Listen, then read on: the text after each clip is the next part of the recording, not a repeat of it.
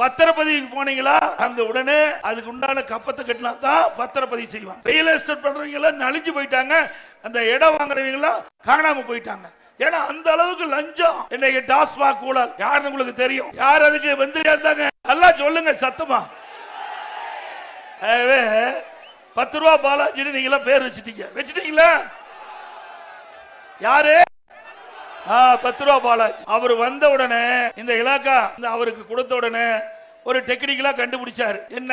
தமிழ்நாட்டில் இருக்கிற மதுபான கடையில ஒரு பாட்டிலுக்கு 10 ரூபா அதிகமா வசூல் பண்ணணும்னு உத்தரவு போட்டு ஒரு நாளைக்கு 1.5 கோடி பாட்டில் விக்குது. ஒரு நாளைக்கு 1.5 கோடி பாட்டில் அப்படின்னா ஒரு நாளைக்கு 15 கோடி ரூபாய் அந்த டாஸ்மாக் கடையில இருந்து மட்டும் வருமானம் வருது. கேட்டா மேலிடத்துக்கு போங்கிறாங்க. மேலிட யாருங்க? நீங்களே முடிவு பண்ணீங்க. மாசத்துக்கு 450 கோடி, வருஷத்துக்கு 5400 கோடி. இப்படி கொள்ளையடிக்கின்ற கட்சி தேவையா?